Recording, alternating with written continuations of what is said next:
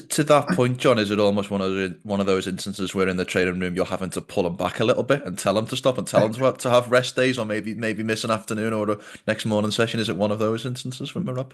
Yeah, I think I've gotten like three or four of those out of him in the last 5 years. So, and if I don't do it, the thing I've realized about him is if I do it here, if I make him rest in the gym, he's just gonna go somewhere else and do it. There's Of lots of course, places in of Vegas. course. Like there's pictures that pop up with him, and I was like, when did you go over it? When were you doing that? Mm, But we've got him kind of honed in, and it really is about learning to work with each individual fighter. And there's things that guys need. Some guys need more rest, some guys don't. Some guys want to get in there, and if they feel like they're not grinding and doing what they're doing, then it affects them. Marab, I've learned really a lot of, things that are just different about him, but different in a good way. So I allow him to be him and allow him to do these things within the realms of being smart.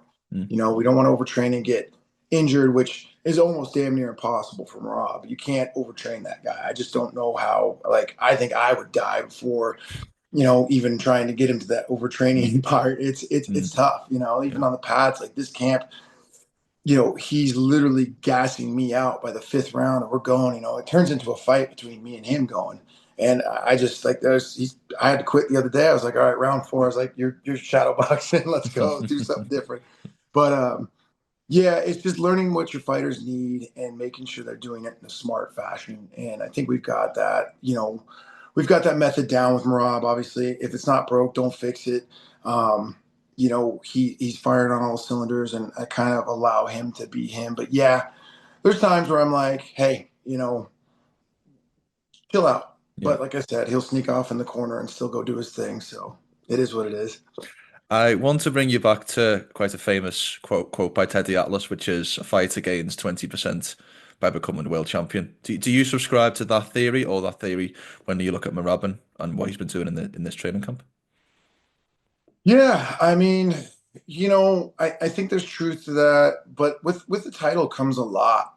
Comes a Mm, lot of different things that guys aren't expecting, a lot of different media, a lot of different expectations, a lot of different eyes on you. mm, It does feel different. The one thing I've tried to keep it with Marab is that, hey, let's just, I don't care about the title or what the implications are here. We're going to win a fight. We're going out there to fight whoever's the next, which is Umar, and go out there and treat it the same way we've always treated it.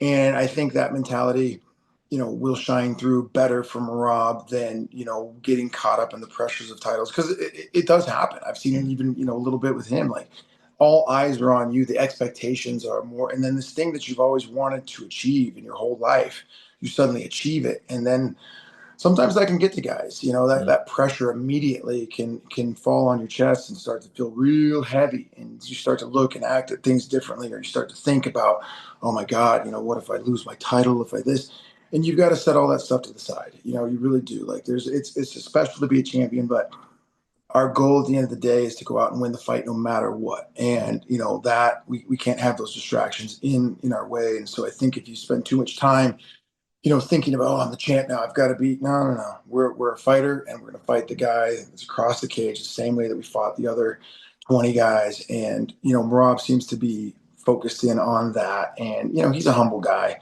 mm. so he's not got caught up in any of the extra crap. But there is a lot of extra pressure and things and commitments and stuff that comes with being a champ. So it's just about keeping focused to what we've always done. Mm. I have to ask you this next question, and I apologize if you don't like it, but there's been a little bit of back and forth between Merab and Umar, a little bit of pushing and shoving, nothing more than your average UFC title fight, generally speaking. I think when you look over the history of pre-fight beefs, if you will, I guess the question I want to ask you, and again, take this however you like, but is Merab, I guess, emotionally invested in this fight in a way in which he maybe normally isn't? Yeah, I mean, but the thing about also knowing your fighter is Mm, there's certain things that you need to allow to happen that motivate them and push them in the wrong direction, as long or the right direction, as long as it doesn't spill over to the wrong direction. of course. He is motivated and emotional by Peter Yan.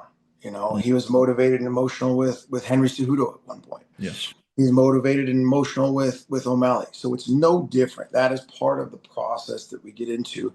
He doesn't need to, he doesn't have to hate somebody or be whatever to be motivated, but that's part of the process. Is he gets into the fight. He's there to fight. He's there to go out there and do battle with the person, across the Yeah. cage.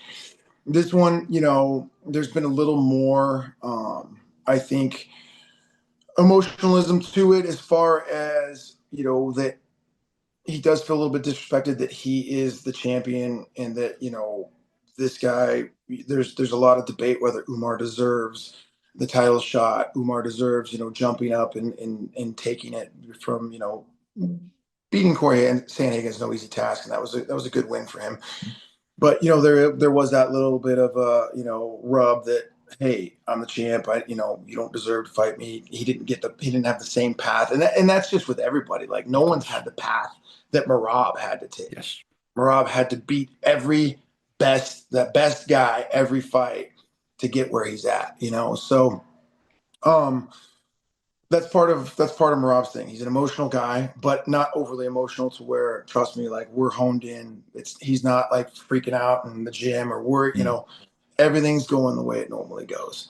So is it emotional? Yeah, but that's part of the process. Any extra? Do you relish the chance to prepare for a fighter from the Team Eagle fight team or Coach Khabib? Is that something that adds anything extra to you as a coach? Because I know there is it's a experience for you as much as it is for the fighter. Sure. It's always it's always when you're a coach and you get to corner against another legendary, guy where you're just like, oof, okay, that's cool. Mm. It's a good win on the resume, and obviously Khabib is a very respected fighter, and now moving into coaching. Um, but yeah, like it's big for me every time. To be honestly, it doesn't matter what level at, just to be able to corner in the UFC is always something that I take it's very special to me. It's very like, I love what I do. I Mm. wake up every day and I'm like, oh my God, this is amazing. This is a great life. This life has given me so much. I'm so grateful and thankful to the guys I get to work with and now at the level that we're on. It's amazing. So, but anytime you get to get in there with against the guy who's, like that, Khabib, and I don't take it any different. It's not any scarier. He's not, Khabib is got a few guys, and I actually, I don't really know what level of coaching he actually does. Of course. Obviously with his guys, he's got his specific guys, but yeah, he's a legend, dude. So going across and getting the chance to beat him and beat his fighter is always really cool. It's always a little bit more special. Sure.